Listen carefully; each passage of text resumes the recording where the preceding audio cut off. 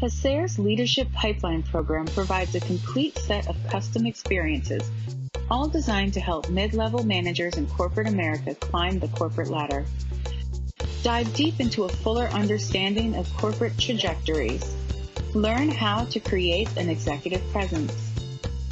Discover ways to help create your personal brand.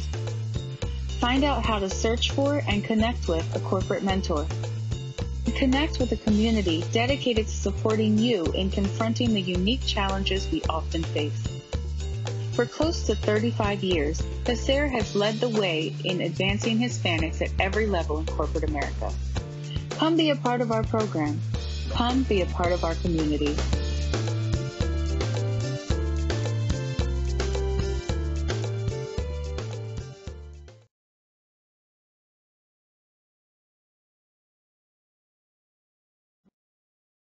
All right. Bienvenidos. Welcome to our HACR webinar series, our CEO Roundtable. We're so thankful for you to join us. My name is Sid Wilson. I'm the President and Chief Executive Officer of the Hispanic Association on Corporate Responsibility. We're really excited for our CEO Roundtable. This is our flagship forum that we do throughout the year during our symposiums and now during our new webinar series that we launched this past June. We're so excited to have two prominent CEOs join us. Kirk Walker, the Chief Executive Officer for Nationwide, and Pedro Pisarro, the President and Chief Executive Officer for Edison International, and of course Sandra Lilley, who will be moderating the session. This session was made possible thanks to the support of Nationwide. And here to give some remarks on behalf of Nationwide is Angela Bretz. Angela is the Chief Diversity, Equity, and Inclusion Officer at Nationwide. Welcome, Angela. Thank you, Sid, and good afternoon, everyone. It's a pleasure to welcome you all to the CEO Roundtable discussion. I'd like to begin by extending our gratitude to Sid Wilson and the entire HACR family for putting together this wonderful CEO Roundtable forum that allows us to hear and learn from Fortune 500 CEOs around the globe. Nationwide was founded over 94 years ago as a small auto insurer and has grown to be one of the most recognized, diverse financial services and insurance companies in our country. And as we have grown, so has our focus on diversity, equity, and inclusion. Over my 30-plus year career as a Nationwider, I have personally experienced Nationwide's commitment to creating a diverse, equitable, and inclusive culture where every voice is heard and where our differences, those things that make each one of us special and unique, are valued, appreciated, and respected.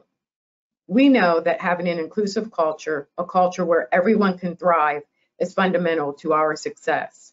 That's why we are proud to partner with organizations like HACR that share our commitment to advancing inclusion and making a difference. At Nationwide, we don't just believe in the promise of a better future, we're actively at work to create a better tomorrow for our associates, customers, and our communities. We are excited to have our CEO, Kirk Walker, join this discussion today and appreciate Kirk and Pedro taking the time to share their perspectives and company stories. Thank you. I hope you all enjoy the session, and I'll turn it back over to Sid. Thank you, Angela, and thank you, Nationwide, for your sponsorship and your support of HACR. So before we begin, just a few things we want to share with you. One is that we hope all of you register for our upcoming HACR Leadership Pipeline program. It's happening on November the 10th virtually. It promises to be a rich experience. It'll give you the feeling of being in a convention center with great speakers, great content that you'll be able to experience from the comfort of your home or home offices. And it promises to be a great experience. It's our mid-level managers advancement program. So go to our website at hacr.org, and we encourage you to register today. Okay, so some other housekeeping. is if you have any questions that you want to share with our CEOs, just type the questions into the question box on the GoToWebinar control panel. This webinar is being recorded, and a link to this recording will be emailed to all the webinar registrants and will be available on our said YouTube channel in the coming days. So with that, let's get started. So I'm really proud to introduce our moderator, Sandra Lilley. She is the managing editor for NBC News Latino, and is certainly one that has been very active in making sure that news that is important for Latinos are being shared publicly. And so thank you for your journalistic leadership, Sandra, and I will turn this over to you. Thank you so much, Sid. Can everybody hear me? Yes, we can. Excellent. Okay, well, I'm going to start out by introducing our two wonderful panelists. It's a pleasure, by the way. I know we all really could use a little bit of break and have a stimulating conversation in the middle of our homework days, right? So I'm going to start by introducing Pedro Pisarro. He's a president and CEO and director of Edison International, the parent company of Southern California Edison, one of the nation's largest electric utilities. Edison International is also the parent company of Edison Energy, a portfolio of competitive businesses providing commercial and industrial customers with energy management and procurement services. Pedro earned a PhD in chemistry from the California Institute of Technology, Caltech, and a bachelor's degree in chemistry from Harvard University. He's chair of the board of the Electric Power Research Institute, a vice chairman of the Edison Electric Institute, a trustee at Caltech, and he serves on the board of Argonne National Laboratory. Pedro represents the electric industry on the Secretary of Energy Advisory Board, which provides advice and recommendations to the U.S. Secretary of Energy on energy policy, research, and development. And he serves on California Governor Gavin Newsom's Task Force on Business and Jobs Recovery. Welcome, Pedro. Thank you so much for being with us. Thank you, Sandra. We also have Kirk Walker, who serves as the CEO of Nationwide, a Fortune 100 mutual insurance and financial services company focused on protecting people, businesses, and futures with extraordinary care. He was elected to this position just over a year ago. During nearly 35 years with the Nationwide family of companies, Kurt has held several key leadership positions, including president and COO of Nationwide Financial, president of Property and Casualty Exclusive Operations, and president of Allied Insurance, Nationwide's independent agency channel. He's active in his community, serving on the American Red Cross Board of Governors, the Nationwide Children's Hospital, and the Board of Directors for Catalyst, an organization focused on accelerating progress of women through workplace inclusion. Kurt was raised on a Century farm in Iowa, and in addition to leading Nationwide, he enjoys spending time with his family, reading and rooting for the Iowa State Cyclones. Welcome, gentlemen. Thank you so much for being with us. So we have a number of excellent topics that we want to discuss, so I'll get right on it. We're going to talk about diversity, we're going to talk about economic trends, leadership, and of course, COVID, as well as social justice. So let's start with diversity and inclusion, a topic that has been in the news and on our minds this year especially. And I'll start with you, Pedro. How are diversity and inclusion, how is it part of your business strategy right now? Well, Sandra, thanks again, muchas gracias. And when you think about our company, our largest operations are in Southern California with our utility. It's an incredibly diverse area where we serve 15 million residents. And so diversity and inclusion are just part of the fabric of the company. We really believe that it's not just diversity of, gender or race or background. It's ultimately diversity of thought, and having a population within our company that reflects the population outside our company is really critical, especially in a business like ours where we are literally in everybody's backyard, right? We are throughout the community. We've been here for 130 plus years, and we don't have the choice of deciding to move out and pick up our poles and wires and go someplace else. So we really are a part of the community. We take that seriously. And in order to be able to serve the community, we think we need to reflect the community. And that starts, frankly, from our board of directors, which is one of the most diverse in the S&P 500. 7 of 11 of us are diverse in one way or another, all the way through to our employee population. We need the difference in thought that comes from diversity to make the problem solving stronger for our customers. Kirk, I'm going to ask you, how do you think, can you give one specific example of how your company has used, how you've used diversity right now to reach a goal?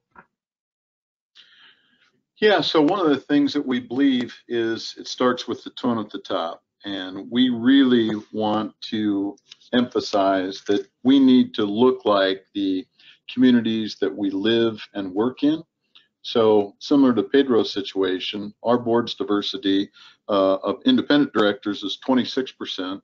Our senior team is 25%, and that kind of continues through the organization. So as we think about it, first it starts at the top. We needed to have that tone at the top, which would move to the mood in the middle. And what we've developed is the ability to use our board members and our associates to help us to empathize and to better understand through subject matter expertise. So if you think about, the growth that we've experienced over the last 10 years, we've now moved into the Fortune 75 rankings. As you think about the profits we've been able to generate to return to our communities, a lot of that is the fact that we focused on doing things right, but also doing the right thing. And I think as you look at diversity, equity, and inclusion, by better understanding your customers out there, you can provide better products and solutions, and you can grow and make money. And I think the last 10 years have shown that from a nationwide standpoint, Sandra. Kurt, I'll follow up with this. Is there a program that you specifically championed that you're proud of, or an incident that you remember that you think has moved the needle a little bit, trying to get better at diversity in your company? Well, it's interesting. Earlier on, you had a chance to hear from our Chief Diversity Officer. And, I would tell you, if you knew Angela, you would not think that she'd been here at the Nationwide companies for 30 years. January, you mentioned, will be 35 for me. And what's unique for us is this has always been part of our culture. So reflectively, this journey isn't new to us. We still have miles to go before we sleep, but we've had a diversity, equity, and inclusion officer for over 15 years. And we've had a management position, a diversity manager, that goes back to at least 1992 as we look back at that. And if you think about the organizations that we've partnered with, this one being a great example, the Association of Latino Professionals, the Human Rights Campaign, Latino Style, Hispanic Scholarship, Black Enterprise. I just think it's been part of our culture. And so sometimes we get confused about, it feels like sometimes other people are catching up, and we're just trying to make sure we share our best practices and examples with the rest of the world out there so that we can be better. Thanks so much. And Pedro, I'm going to put you a little bit on the hot spot here, but there are fewer than a dozen Hispanic Fortune 500 CEOs. From your point of view, what's the single biggest challenge right now to Latino advancement in corporate America? I mean, we've made some strides, but we're still a long way to go.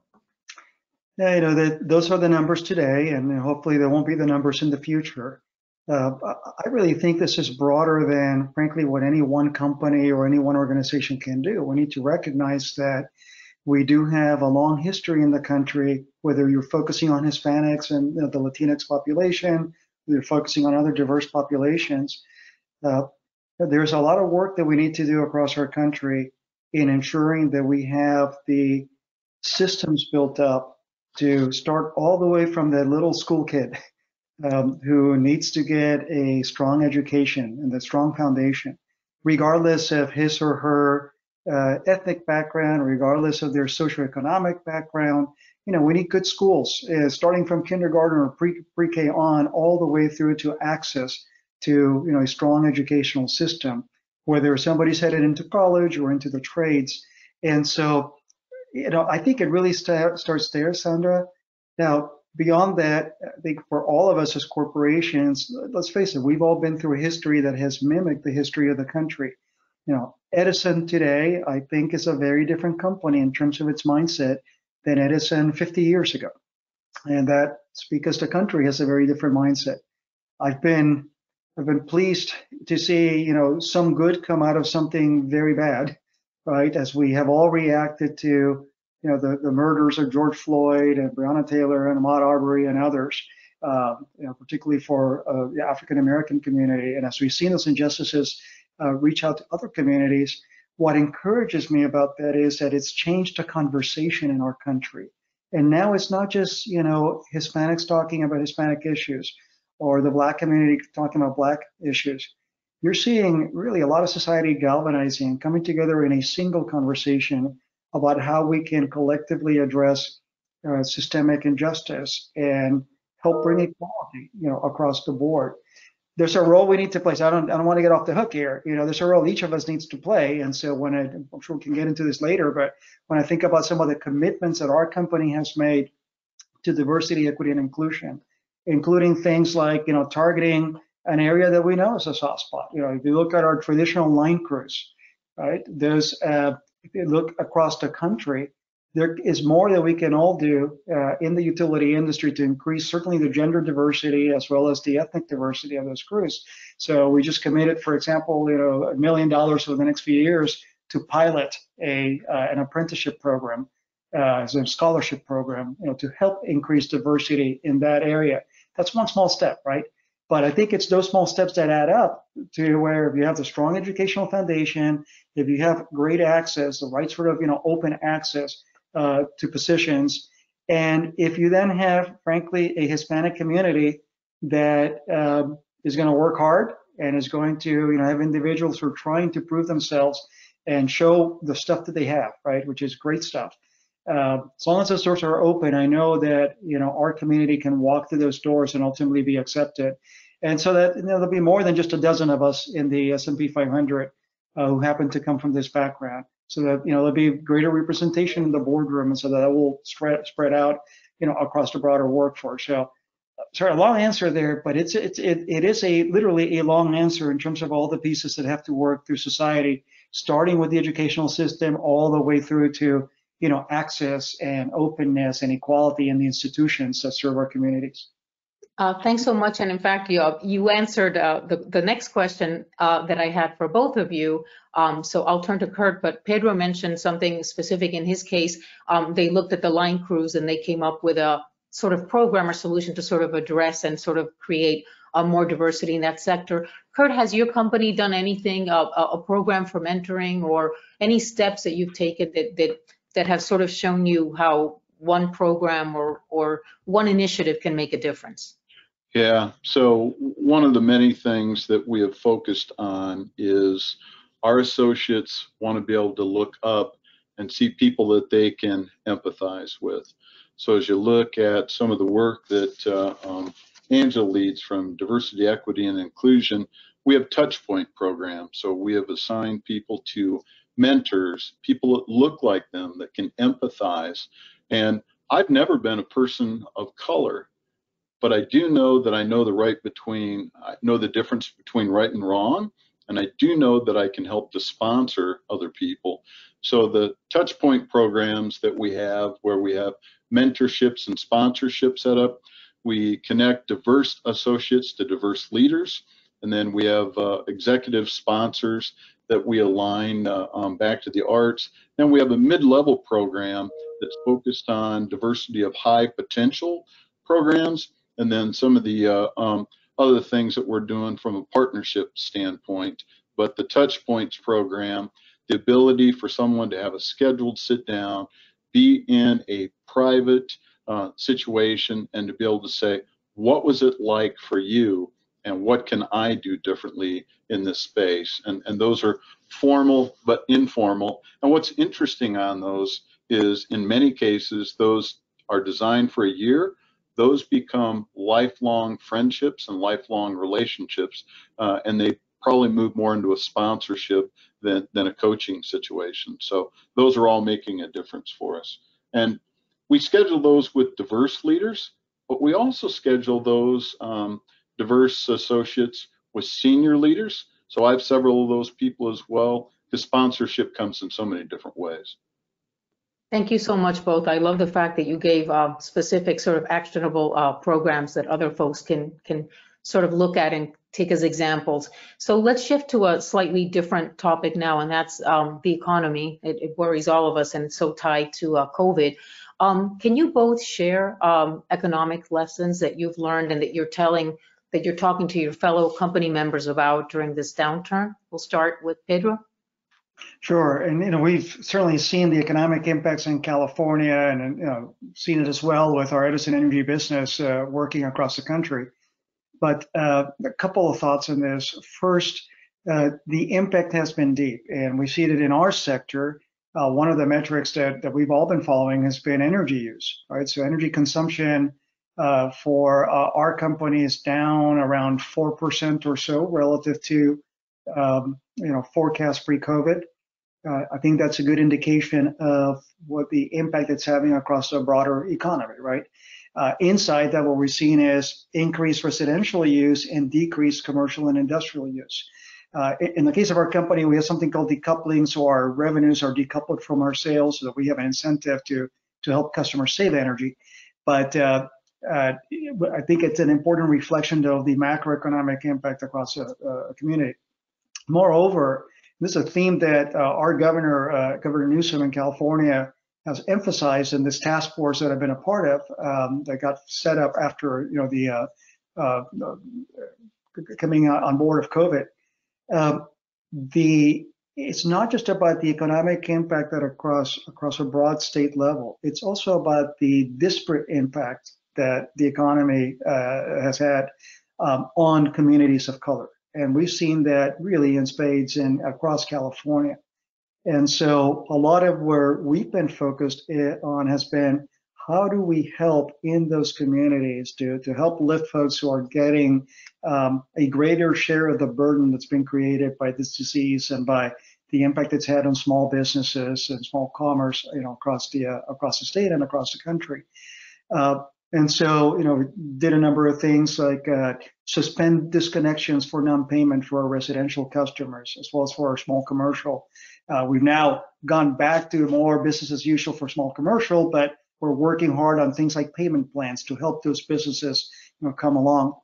And one other area that I think has been accentuated is the need to make sure that this economic recovery is looking not just at the near term, right? But one of the things that we've tried to do in California is make sure that the near-term recovery still supports the long-term transition that we see needed in our broad economy. And that's a transition that's really built around decarbonizing our economy in order to do something about climate change, but doing it in a way that's socially just and equitable. So, I'll stop with one quick example where, frankly, having diverse voices in our company has been helpful. Now, this state is putting a lot of eggs in the basket, importantly, of using electricity to decarbonize. And so transportation electrification is a big part of that. We see that as an area that can provide near-term stimulus, but importantly, it will be in an economic way to get long-term decarbonization. That can't just be, though, about folks who can afford Tesla Model S's right now. It needs to be also about working in disadvantaged communities to help bring use electric vehicles and bring charging to those communities. So one of the signature programs that we just had approved by our commission will bring over $400 million in investment to our local communities to develop charging infrastructure. Over $200 million of that is being targeted for disadvantaged and low-income communities. And so that really speaks to the balancing act that we all have to do here to make sure that the economic recovery is one that is bringing everybody along, and because otherwise we really face the hazard of leaving communities behind. Thank you so much. And what about you, Kurt, in your industry? How are you speaking to your colleagues about what you're seeing in the economic downturn? Yeah, so if you think about what Nationwide does, what's an insurance company do? And it really means that we're a risk management company. So we take the risks that our members and our customers would have, and we assume that for a cost. We plan for crisis as a regular part of our business, but I would be honest, how many people actually ever took it to the extent of planning for a global pandemic? But what we had the ability to do was we had the ability to take all the planning we'd done, put it all together, and kind of implemented it from a business interruption standpoint. So we've adjusted forecast. We have some areas of our company that are up, some are down, but we're still growing and remaining financially strong. And the other thing is we're a mutual insurance company. So we're actually owned by our members. And we know that that's a great advantage. It allows us to make longer term decisions. But one of the other things that we did, and we've openly shared this really isn't the first time things like this have happened in America. What we did is we went back and started with the Great Depression, the World Wars, recessions, 9/11, 08, and 09. And here's what we found. We found that many times in America, as Americans, we were forced to try new things, and those things became habits. And the other thing that was common was people became more value conscious. So as we look at the economy moving forward, we think it really drives off of more value conscious consumers. We also think it drives, no surprise, off more digital experiences. And let's be candid, how many people get up in the morning and say, I'd sure like to be able to call my insurance company today and talk to them. They want to be able to interact with us when they need, in the way that they prefer. And in most cases, that's online in a mobile world. But at the same time, as we looked at the economy, we knew there were certain parts of our communities that would hurt more than others. And so we've increased the donations that we've made to social justice organizations, the NAACP, the Legal Defense Fund, Bail Project, some others that are out there as well. But one of the other things that we believe is having a roof over your head, especially as a young person, is important. So we've made some additional significant funding to the National Fair Housing Alliance. They have a program called Keys Unlock Dreams. We just think all Americans deserve a safe and affordable place to call home.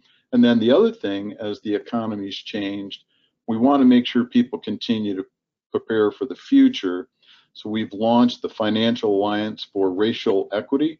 It's called FAIR. It's fairly new, but it's in partnership with financial services orgs and HBCUs.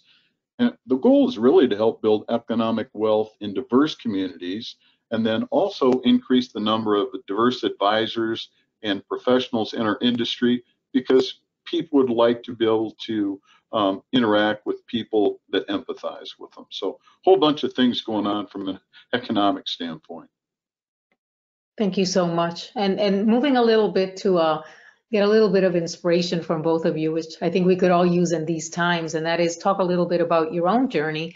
And Kurt, are there things when you look back at your trajectory that sort of surprise you? We all sometimes get the benefit of having someone come along in your life or something happen in your job that sort of led to where you are now that when you were maybe a teen you wouldn't have expected. So anything you can share with us about something that was sort of surprising but has helped you get along the way? Yeah, so mine, I always ask people the question, you remember that time that you decided to make this your life vision or mission? And a lot of people would say, I have no idea what you're talking about. But I know when mine took place. It took place June 28th, 1979, and it was about 7:15 p.m. And I know that because that's when an F4 tornado hit my hometown of Algona, Iowa. And as I looked up at that point, what I determined was insurance wasn't someone in plaid pants trying to sell you something at your kitchen table that you really didn't understand, that it really was a noble purpose, and it was a way to make a real difference in the world. And if you think about it, just like Pedro's industry, if it weren't for insurance, the world really wouldn't function. So that was probably a moment as I watched a tornado come in. My brother and I stood on the front lawn of our home, probably not the brightest thing in the world, and watched our hometown just be absolutely obliterated. And I remember the week following, we thought, this town will never be the same. And a year later, you can see that there was any impact. So that was probably my aha, and also the why of why I do what I do now. And I think about it every day. So that's so fascinating. So literally that happened, and at that moment in your life, even when you were so young, you said, I think I'm going to go into the insurance industry. I wanted to be able to help people, and what I saw was the other thing that you noticed at the beginning. I've been a lifelong supporter of the Red Cross.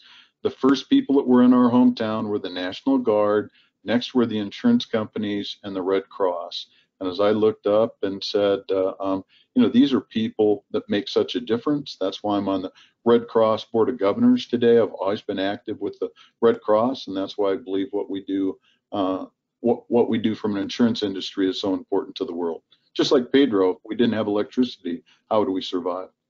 So fascinating. You know, it makes me almost wonder as a journalist making connections, how many of our young people now, you know, coronavirus will maybe, you know, impel people to go into certain careers or things that they weren't thinking about, because like you say, it all of a sudden it becomes your world. What about you, Pedro? In terms of your journey, we discovered earlier that we both went to the same school in Puerto Rico. Who knew? That's why I'm going to go find some old yearbooks tonight, and I'm sure going to find you in there. Small world. Well, for me, it's been more of a journey. And Kurt, I love your story, and I totally share your sense of mission. And how I got to mine was this: I thought I was going to grow up to become a medical doctor. So all through the school that we shared, Sandra, I thought I'd be an MD. I went to college thinking that, but I realized when I was in college that I really liked the physical sciences more. And so I did my first shift there and ended up deciding to become a scientist in chemical physics, and went to grad school for that. Coming out of grad school, I had a postdoc all lined up and everything, but I thought I'd just look more broadly. And one of the things that had always attracted me was really two things. One, wanting to make sure that I did something that had real impact at a broader level. So when I looked at scientists who were role models of mine, there were the folks who didn't just do well in the lab, they stepped beyond the lab and took on some broader roles, whether it be in the national economy or panels or that kind of thing. The second thing was that I realized I enjoyed working with teams.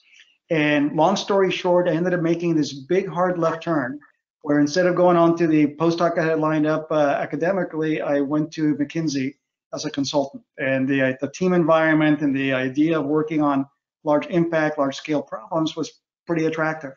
It turned out to be a great change for me. I got to know Edison that way as a client. And Kurt, I don't quite have the tornado moment, but for me, it was I was driving my wife crazy trying to decide between going to a postdoc at MIT or taking on this role with McKinsey. And I remember being at a ball game, and I'm not a big sports guy, but someone we were at a ball game and looking out over the lights across Southern California and thinking, yeah, I want to be part of that. I want to help power the economy. It sounds a little corny, but I think very much like yours, Kurt, where you realize that there are infrastructure companies, whether it be physical infrastructure like ours, financial infrastructure like yours, that really are critical and essential to the economy. And that caught me. And that's how I ended up being attracted to Edison, shifting from having it as a client to joining the team as an executive, thinking I'd be there for a couple of years because that's what former consultants do. And here I am 21 years later. In that period, that sense of mission has morphed from not just powering, people's lights, but the role that the electric industry will play in decarbonizing the economy and really transforming the economy through clean energy and electrification. And so that, when you go talk to our folks, to our employees, our team, there really is a sense of shared noble purpose, shared mission about what we can do that's frankly greater than ourselves. And that keeps me pretty jazzed up. Yeah, I think that's an awesome why, right? And to be able to understand the moment when you kind of had that clarity is just really cool. So I think that's a great comment. I also think it's really inspiring for everyone to hear that we all take these twists and turns in our trajectory. We may be who we are, but sometimes it's you start one place A and you end up in C through B, and it's just fascinating to hear that. Well, Sandra, just really quickly, when I talk to some of our younger employees who are starting out, I always encourage them to have a view of what job or two they might like 10 years down the road. Like, whose job do you want, right? and then think about the 3 things that you would need to improve in order to get there. And whether or not you make it to that job, working on those 3 things will make you a better candidate for whatever other job, life might open up for you. So having that sense of vision around something you want to do, preparing for it, but then being flexible, because I could have been a doctor, I could have stayed as a consultant, I could have been a scientist, I could have stayed as a consultant. It hasn't been a sprint, but it's been a pretty nice marathon. Great one. That's fantastic. So I'm going to ask you one more question before we go. We're starting to get some fantastic questions from people, so we want to really give everybody a chance. So just one last thing, because I think it's such an important thing. It's sort of our world now.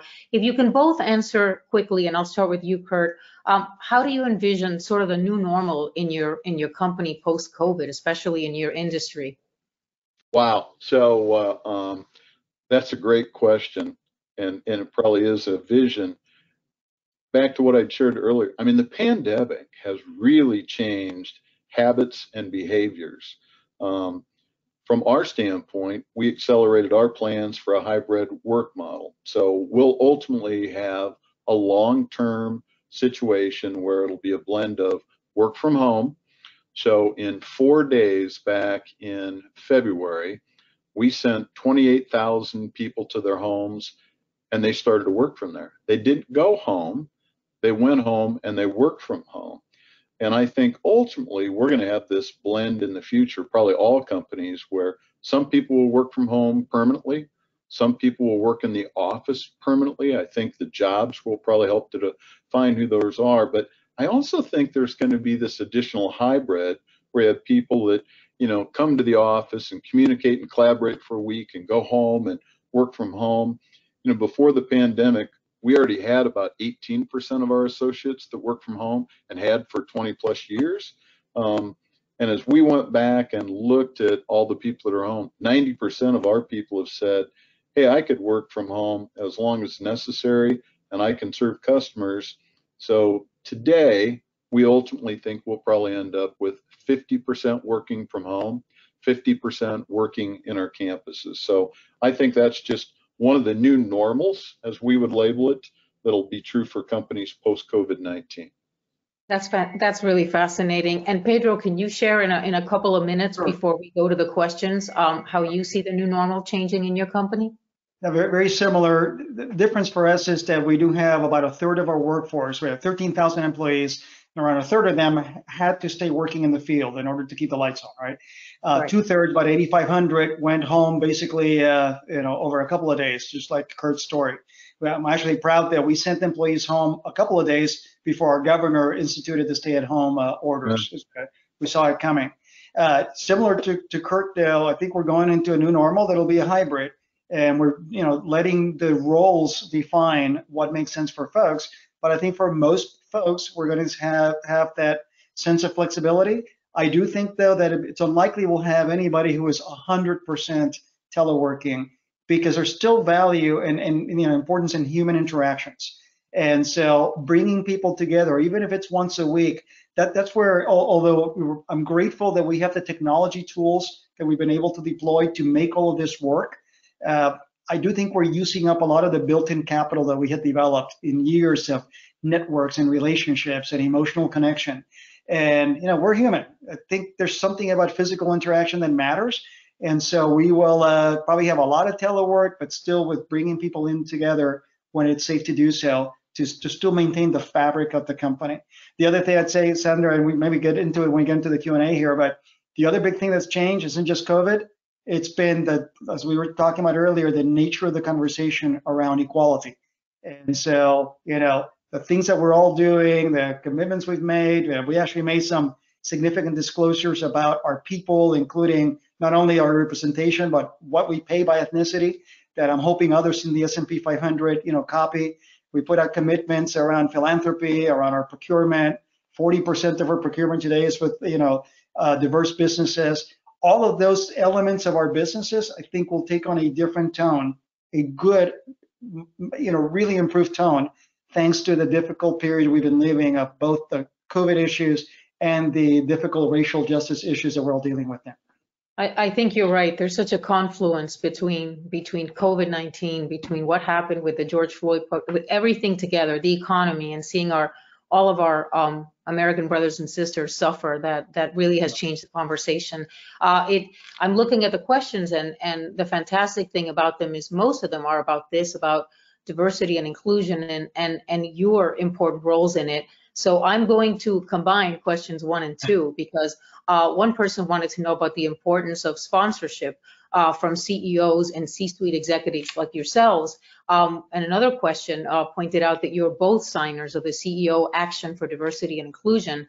And can you talk about why it's so important that CEOs such as yourselves come together to champion diversity in a very specific way? Let's start with Kirk. Yeah, so awesome questions. From a sponsorship standpoint, I think people all need to understand that someone's got their back. And I think one of the key things that a sponsor can do is to help be the chairman of the people who are being sponsored, personal board of directors.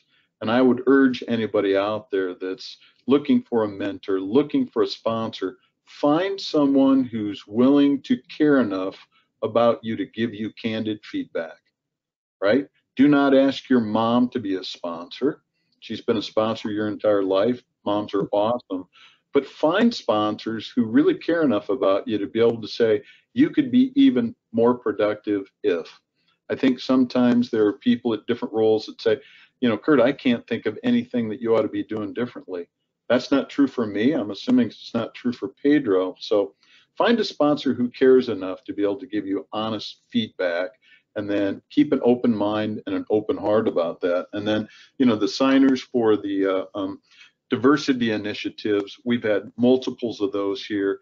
It starts at the top, right? It starts at the top. It's the tone at the top. It becomes the mood at the middle.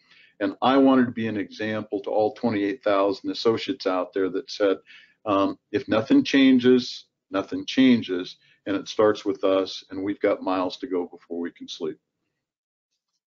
Pedro, I'm going to have you answer, but also put in a little bit of this, which is another related question, and that is if you can sort of share how you leverage your executive influence to sponsor your diverse executives to join prominent nonprofit boards, corporate boards. In other words, how do you help other people take action when it comes to diversity?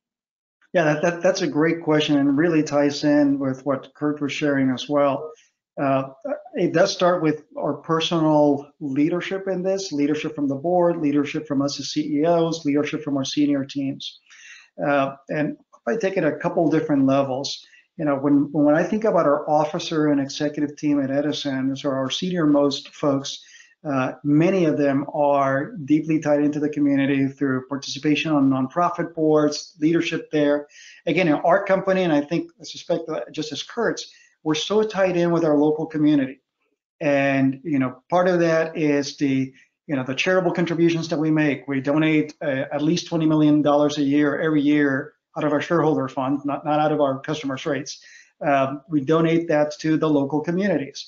And over 80% of that is earmarked to diverse and underserved communities. So it starts, I think, with that, Sandra, which is that the commitment to doing something beyond our walls and making sure that our executives are part of the organizations that are helping move the economy, move the community, you know, through nonprofits. But more broadly, in fact, that I think I mentioned that we put out these disclosures here recently that included, you know, pay data and representation, et cetera. We also included in there a number of actions that we're taking today already and new actions that we're adding to enhance what we're doing about this, both in terms of our employees and in terms of the community. And some of the ones for our employees go right to your question.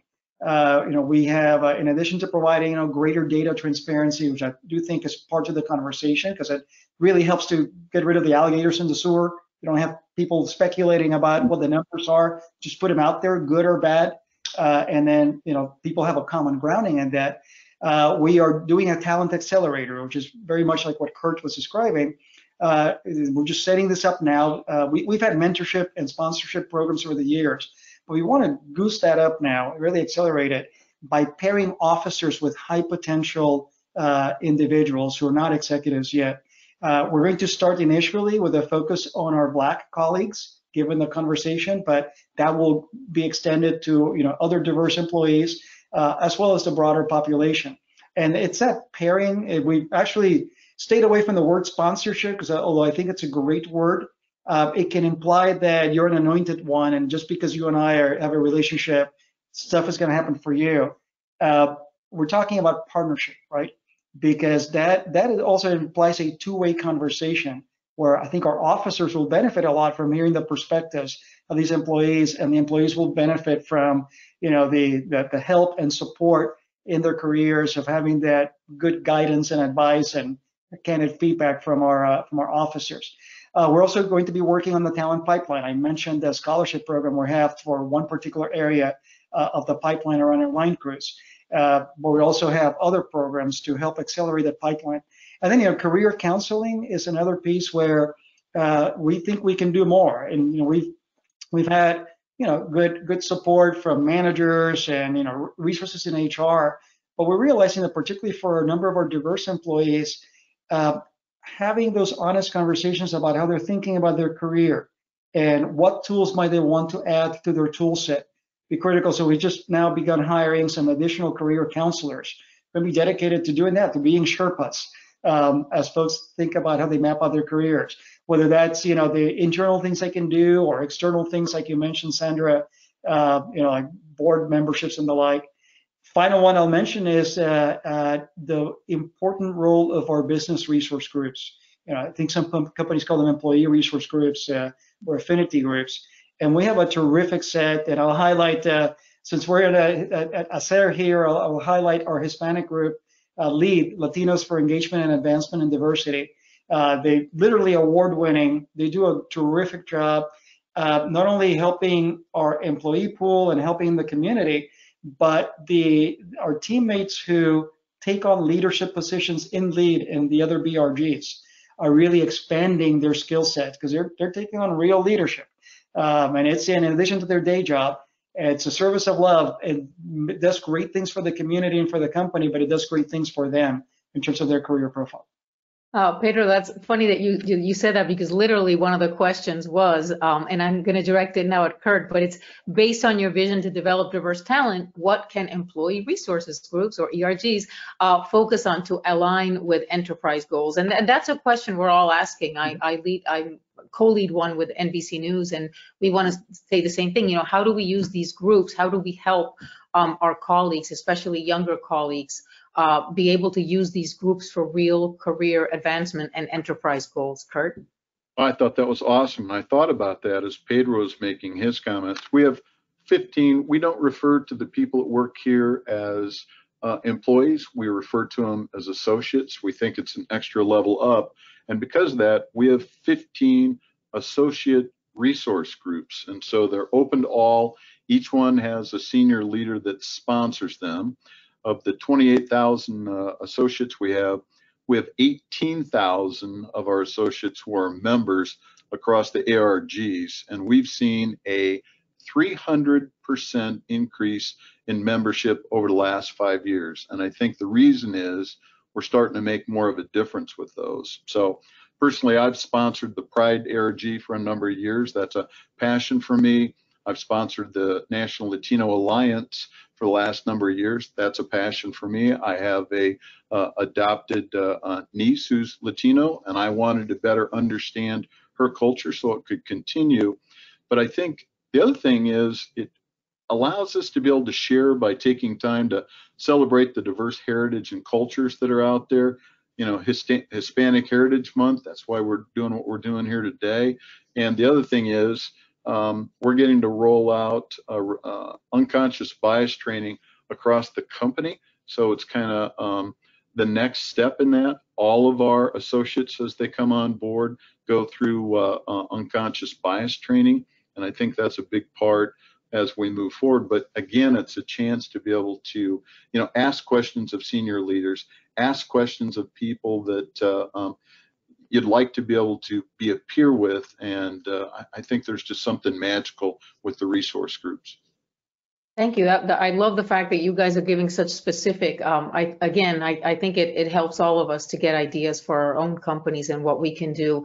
And someone asked a wonderful question. It's a great way to end this really stimulating conversation, and that is, how do you envision sort of your lasting career legacy when it comes to advancing diversity and inclusion? You know, what do you hope is something that, as you look back in your career, you can be proud to say, I did this and I advanced this in my company? Either of you can answer first. Sure, I can kick it off then. First of all, I'll acknowledge that, you have to be humble about this. And the reality is that I stand on a whole lot of other shoulders. We have a company that today is already 70% diverse across our population, and reflects the diversity of, of not only our community, but the market from which we recruit. But there's a couple of things that I hope folks will look back and say, hey, Pedro helped with that. One is the sense of transparency. And, when I talked about the disclosures that we made and the fact that we really are not seeing our peers doing this yet, and I hope that they will, going beyond just putting out data about, the percent of representation, but having the honest discussions about, pay by gender and pay by ethnicity. And also we put out information on employee sentiment, right? Good, bad, and indifferent, right? Because we wanted to have a broad picture out there about how our employees are feeling and what we're hearing from them, and that influenced, the actions that we're taking. Be honest with you, you have to sit down with the lawyers and get them comfortable around that. And I have a general counsel who's a great business partner. It's been very engaged, but you do take on liability when you do these things. It's important to do it because it advances the conversation. So I hope that commitment to transparency is one thing that folks will remember from my time. And then the second is, I think we're going to be moving the needle with some of these actions that we added here, so that over time, I'm hoping that we not only continue to advance diversity of our population, but that through our external actions, we're helping our society around us increase the opportunity, the access, and the equality for all people, regardless of background. So our scholarship programs, our procurement from diverse vendors, our charitable contributions, those are all meant to have a little bit of impact beyond our own walls. Thank you so much, Pedro. And what about you, Kirk? Well, how would you like to be remembered when it comes to advancing diversity and inclusion in your company?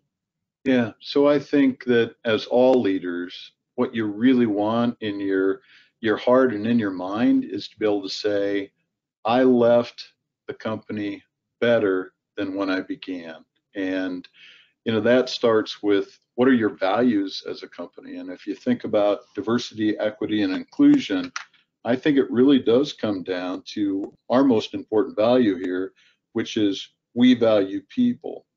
And we've always been a values-based company, but I hope that my legacy would say he increased it even more. We value people, and that he was intentional about the focus on diversity. And I think sometimes companies say it, they have their words, but I intend to be able to have deeds and actions that we can show. So it's going to be intentional on the focus about diversity, equity, and inclusion, and being recognized for it, because those things get measured, get done. And I think that's how we hold ourselves accountable in the world, being recognized by independent organizations for it. And most importantly, our associates, which is where the rubber meets the road, our associates are the front line. I hope through things like the engagement survey that we do with Gallup in this space, full surveys and the listening sessions we have would confirm that they feel valued and included, and that they worked harder and felt stronger about the company and our members because of that. And, one of the things that I plan to continue, we started listening programs called Catalyst for Change sessions. We invited civic leaders in from all walks of life to be able to have the big discussion. And one of the things that our leaders have told us is, I want to have the discussion, I just don't know how to properly have it. I don't want to come off wrong with good intentions. And I think the listening sessions we have, and the other thing is we conveyed the Social Justice Task Force, leaders of associates that gave us candid feedback that said, here's what we could do differently moving forward. And I intend to have those continue and make it part of my legacy. Thank you so much. Wow, it's nice when it's a lot of deeds, not just words, and both of you are definitely doing it as CEOs. It's been a wonderful conversation. I'm happy I got to know both of you, and now I'm going to throw it back to Sid. Thank you for allowing us to do this, Sid, and everybody there. Thanks. Thank you, Sandra. Thank you, Kirk. Great. Thank you, Pedro Pisarro, President and CEO for Edison International, Kirk Walker, CEO for Nationwide, and our esteemed moderator, Sandra Lilley, Managing Editor for NBC Latino. Thank you so much for your support, and a big thank you to Nationwide for your sponsorship and your support of ACER. And I will say this as a point of personal privilege to Kurt. I'm not sure if Angela Brett has given you the background on me, but I'm a proud graduate of the Ohio State University. And when I was a freshman at the Ohio State University, I was asked to do an assignment on a company and to just understand that. And my first assignment in my first semester, my freshman year, was to research Nationwide. So I was honored to actually come to the Nationwide headquarters when I was a freshman, and so that's why it's always great to do that. And of course, a big hats off to Angela Brett and Rhonda Burns and Gail King and your whole team at Nationwide. So thank you. And of course, Pedro, thank you so much for your support of ACER for over many years. And for your leadership as one of only 16 Latino CEOs of Fortune 500 companies. So we're really proud of your support. So again, thank you to everyone for your support. And also just to remind everyone to follow us on social media. Make sure you follow us on Facebook, Instagram, Twitter, and LinkedIn, as well as our YouTube channel. Keep in touch with us and just follow us, and stay tuned for more set of webinars that we'll be doing probably later in the year. And of course, for those of you that have not yet registered for our Site Leadership Pipeline program, we encourage you to register. So with that, thank you very much and have a great day.